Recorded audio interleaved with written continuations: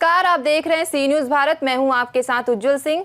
रुक करेंगे UP bulletin में, जहां बात होगी बलिया की, जहां दो बेटियों ने शमशान घाट में अपनी मां का अंतिम संस्कार कर मुख्य अग्नि दी। साथ ही बात होगी देवरिया की, जहां रुद्र महायज्ञ के शुभारंभ पर कलश यात्रा निकाली गई। ऐसी तमाम खबरों पे करेंगे विस्तार से चर्चा। बलिया जनपद के गढ़वाल क्षेत्र में एक भावुक कर देने वाला मामला सामने आया है, जहां 68 वर्षीय शैल कुमारी के निधन के बाद उनकी दो बेटियों, बड़ी बेटी अनु और छोटी बेटी डॉक्टर आकृति ने समाज के लिए मिसाल पेश करते हुए स्वयं अपनी मां का अंतिम संस्कार किया। गढ़वाल शमशान घाट पर संपन्न हुए इस संस्कार में छोटी बेटी आकृति ने अपनी मां को मुखाग्नि दी और पिंडदान भी किया। बेटी ने बताया कि उनकी मां काफी समय से बीमार चल रही थी। इस दौरान मृतका के दामाद अध्यापक शैलेंद्र प्रताप वर्मा सहित प्रभुनाथ वर्मा, जगत नारायण वर्मा, मन्नू सिंह, विजय प्रकाश वर्मा, मुन्ना चौरसिया, शंकर भारती और सैकड़ों लोग मौजूद रहे। बेटियों के इस कदम की क्षेत्र में सराहना हो रही है। बलिया से सीनू संवाददाता श्री कृष्ण तिवारी की रिपोर्ट।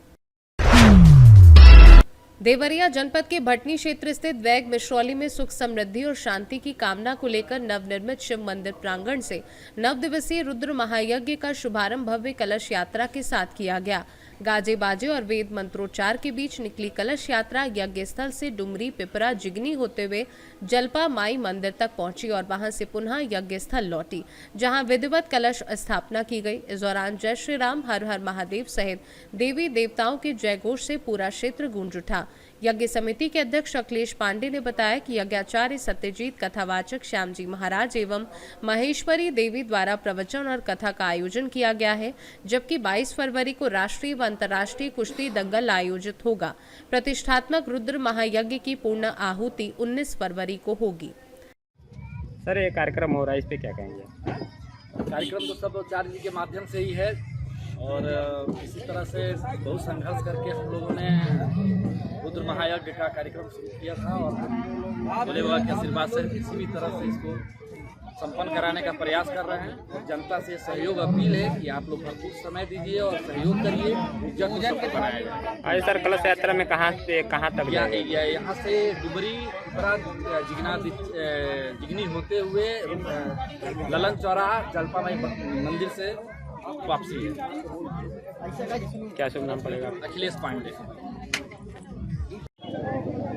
प्रधान जी, किस तरह का कार्यक्रम होगा? आज हमारे ग्राम सभा में भगवान शिव के मंदिर का स्थापना, रुद्र प्रतिष्ठात्मक महायज्ञ का प्रारंभ होने जा रहा है, जिसमें गांव ही नहीं क्षेत्र से भी तमाम भारी संख्या में लोग आए हुए हैं। और यह एक हर्ष और उल्लास का आज दिन है कि हमारे ग्राम सभा में भगवान शिव के मंदिर का स्थापना होने जा रहा है। कौन सा ग्राम पंचायत है? ग्राम पंचायत वैद्य मिश्रौली, विकासखंड भटनी, जिला देवरिया। क्या शुभ नाम है आपका? मेरा नाम अखिलेश यादव है, ग्राम प्रधान वर्तमान में मैं हूँ इस ग्राम सभा का। आज किस तरह का कार्यक्रम का आयोजन है? यह प्रतिष्ठात्मक रुद्र महायज्ञ है और इस आयोजन के जो मुख्य यज्ञकर्ता हैं अखिलेश पांडे जी हैं। इन्होंने अपना अथक प्रयास किया है, तन मन धन के मतलब हर तरह से इन्होंने उछावर कर दिया है यज्ञ के लिए। और यज्ञ नारायण भी इनकी हर पल परीक्षा ले रहे हैं। और आज ये जो आप सब लोग देख रहे हैं भव्य शोभा यात्रा, इसमें इन्होंने अपना पूरा तन मन धन समर्पित किया है। और समाज में ऐसे आयोजन हमेशा सबके लिए हितकारी होते हैं। यज्ञ से हर चीज़ की प्राप्ति होती है। यज्ञ से भगवान की प्राप्ति हुई दशरथ जी को, यज्ञ से पृथ्वी के द्वारा समस्त संसार के सारे खनिज निकले, तो यज्ञ से हर चीज़ की प्राप्ति होती है। यज्ञो यज्ञ कहा गया है कि यज्ञो वही साक्षात विष्णु, यज्ञ साक्षात भगवान विष्णु है। और गाँव की रक्षा के लिए हर गांव में यह यज्ञ होना चाहिए, जिससे गांव में कोई आपदा ना आए, गांव में सभी किसान और सभी रहने वाले लोग प्रसन्न रहें। ग्राम देवता, स्थान देवता सहित इसमें 3,20,000 आहुतियाँ होती हैं प्रतिष्ठात्मक रुद्र महायज्ञ में। और सभी देवी देवताओं की 15 तारीख को स्थापना है। और हम यही कहेंगे कि जो लोग भी आपके माध्यम से देखें, इस क्षेत्र में सभी लोग आएँ, अपनी आहुति दें और इस यज्ञ को सफल बनाएं। यज्ञ में कोई किसी का निमंत्रण नहीं खोजना चाहिए। क्या शुभ नाम पड़ेगा आपका? आचार्य सत्यजीत पांडे नाम है हमारा और यह हमारा 60वां यज्ञ है। 60 यज्ञ हो चुका है, 12 मंदिर बन चुका है। हमारी संस्था है शिव शक्ति सेवा संस्थान। जहाँ भी यज्ञ में कोई कमजोर पड़ता है, हम लोग वहाँ पर उपस्थित रहते हैं और उस यज्ञ को सफल बनाने के लिए ही कृत संकल्पित हैं। और आज हमारे साथ इस यज्ञ की शोभा यात्रा में मुख्य अतिथि और विशिष्ट अतिथि के रूप में ये अभयमणि त्रिपाठी जी हैं मुख्य अतिथि के रूप में, और विशिष्ट अतिथि के रूप में ब्लॉक प्रमुख कसिया मनदीप यादव जी हैं, और साथ में मुख्य यजमान जी अखिलेश पांडे जी हैं। और हम चाहेंगे कि ऐसे ही प्रतिदिन जिसको भी समय मिले आप सब बिना निमंत्रण के आएँ और अपना जीवन सफल बनाएं। इस यज्ञ में, कलयुग में केवल यज्ञ ही है जिसे सब कुछ प्राप्त हो सकता है। देवरिया से सी न्यूज़ संवाददाता रवि प्रकाश की रिपोर्ट। गाजीपुर जिले के मनिहारी ब्लॉक के आंदूखर गांव में बुधवार को प्रस्तावित कोटे के चुनाव को लेकर पंचायत भवन पर तैयारियां जोरों शोरों से की गई थी और बड़ी संख्या में महिलाएं, बुजुर्ग व ग्रामीण वहां पहुंचे थे। लोगों को उम्मीद थी कि चुनाव प्रक्रिया संपन्न होगी, लेकिन ब्लॉक प्रशासन के निर्धारित मानक के अनुसार लगभग 1100 लोगों की उपस्थिति आवश्यक थी, जबकि मौके पर संख्या कम रहने के कारण चुनाव स्थगित कर 16 तारीख तय कर दी गई। बैठक के दौरान पक्ष विपक्ष में तीखी नोकझोंक भी हुई। प्रत्याशी सोहराब अंसारी ने कहा कि उनके समर्थकों की पर्याप्त संख्या मौजूद है, इसलिए चुनाव कराया जाए। वहीं दूसरे पक्ष के रामसेवक बिंद ने चुनाव का बहिष्कार करते हुए घर लौट गए, जिसके चलते चुनाव संपन्न नहीं हो सका। क्या नाम है आपका? सोहराब अंसारी। आज आप क्या कोटे का चयन करने की प्रक्रिया शुरू हुई थी? जी सर, काफ़ी संख्या में 920 लोग हमारे थे। साहब लोग बोले कि गिनती कीजिए अपना कितना आदमी है। हम लोग ने काउंटिंग किया तो 920 आदमी जेंट्स और लेडीज़ मिला करके हुए। और दूसरी पार्टी के सर आदमी लोग कम थे और वो लोग मतलब बहाना करके और भाग गए सर। और कितने प्रत्याशी थे इसमें? सर 2 प्रत्याशी। विपक्ष के लोग का कहना ये है कि जो ब्लॉक से आए अधिकारी जी सर, वो एडवाइजरी यहाँ आकर दिए हैं कि 1100 होना चाहिए। जी सर। पहले कोई सूचना नहीं था सर। पहले हम लोगों को कोई सूचना नहीं था कि मतलब कि 1300 या 1400 जो भी आदमी रहेंगे तभी काउंटिंग होगा, ऐसा कोई पहले से सूचना नहीं था हम लोगों को। तो हमारे पक्ष के तो सर 920 लोग थे सर, उनके पक्ष के भी लोग थे, लेकिन सर वो लोग चुनाव को टलवाना चाहते थे और इसी वजह से आज का चुनाव निरस्त करके और 16 तारीख का डेट पड़ा है सर, 16 फरवरी को 11 बजे का टाइम दिया गया है सर। आप तो पहले कोटा चला रहे थे? जी सर, हमको पहले कोटा हम नहीं चला रहे थे सर, हमारे लड़के चला रहे थे। उनका सरकारी नौकरी लग गया, इसलिए वो रिजाइन दिए सिराज अंसारी। जी सर। तो अगली तारीख में चुनाव होगा? जी सर, अगले तारीख में चुनाव होगा। क्या नाम है आपका? अजीत यादव। कहाँ के रहने वाले? इसी अंदोखर ग्राम सभा से। आज कोटे का चुनाव था जी, क्या हुआ आपको? जी चुनाव हुआ था, तो हालांकि इसमें तो मुझे लगता है कि जो मौके पे अधिकारीगण या फिर जो भी 2 पक्ष चुनाव लड़ रहा था, उन लोगों ने जब नोटिफिकेशन चुनाव की जारी हुआ था तो ये नहीं बताए थे कि कोरम रहेगा तभी चुनाव होगा। हालांकि उपस्थित लगभग आदमी पूरा थे, लेकिन इन लोगों की वजह से चुनाव को निरस्त करना पड़ा, क्योंकि एक पक्ष जो चुनाव हार रहा था उसने ये समझ लिया कि मतलब चुनाव अभी जो वर्तमान स्थिति बनी हुई थी, जो लोगों की मौजूदा स्थिति, उसमें वो चुनाव नहीं जीत सकते थे, इसलिए उन्होंने वो मैदान छोड़कर भाग गए।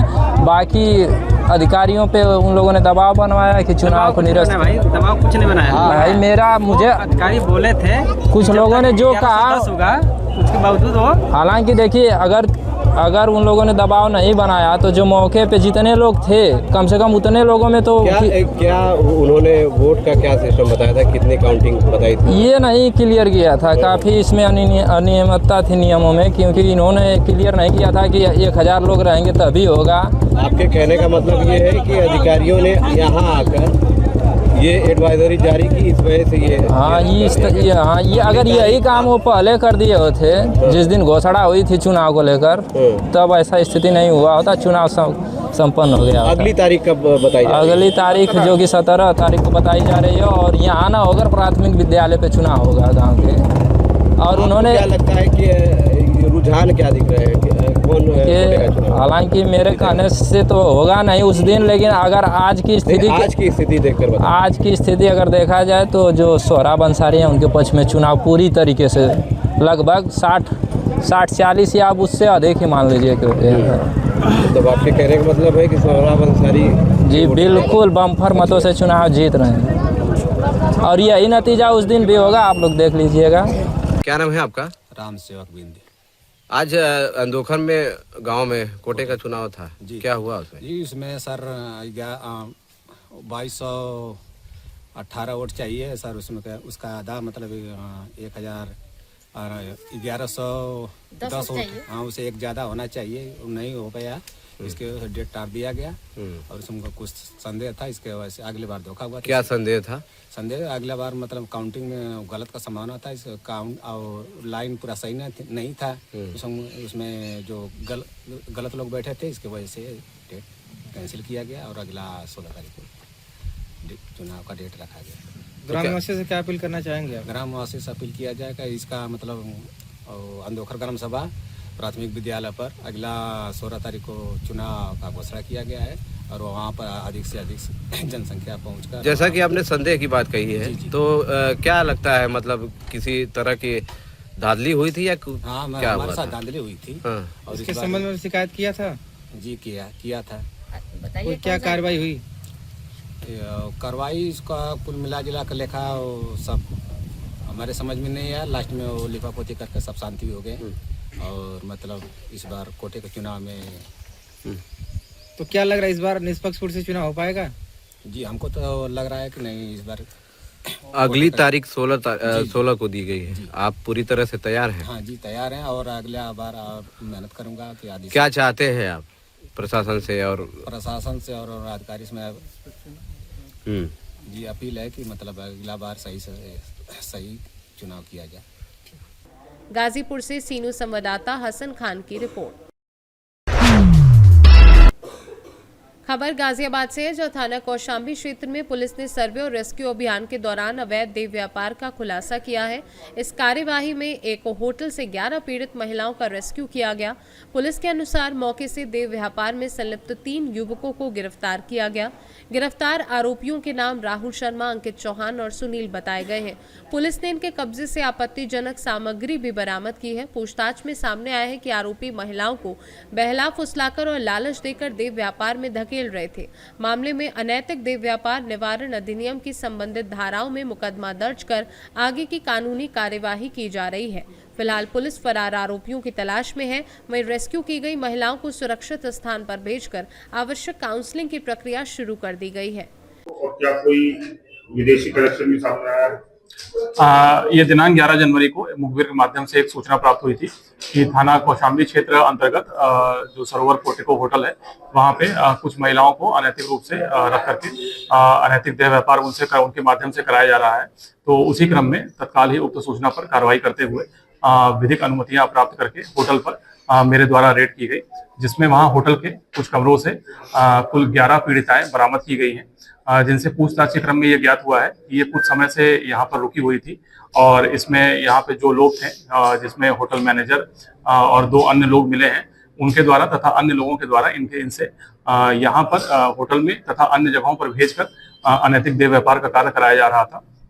इस प्रकरण में अभी तक हमने हमारी टीम के माध्यम से 11 पीड़िताओं को रेस्क्यू किया गया है तथा होटल मैनेजर राहुल शर्मा, इसमें एक अन्य लड़का जो वहीं पे मिला था जिसका इसमें सक्रिय भागीदारी है, अंकित चौहान और सुनील को पुलिस टीम के द्वारा गिरफ्तार करके हिरासत में लिया गया है और इसमें पूछताछ के आधार पर पूरे प्रकरण में अग्रिम कार्रवाई सुनिश्चित की जा रही है। बताया जा रहा है बेहद गोपनीय तरीके से ये चलता था, रहना सहना भी इनका होटल में था और व्हाट्सएप पे कैटलॉग शेयर किया जाता था। इस बारे में क्या जानते हैं?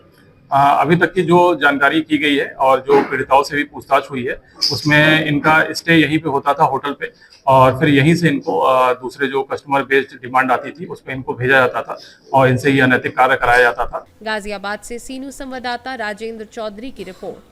फिलहाल इस बुलेटिन में इतना ही। ऐसे ही तमाम देश दुनिया की खबरों के लिए बने रहिए सी न्यूज़ भारत के साथ।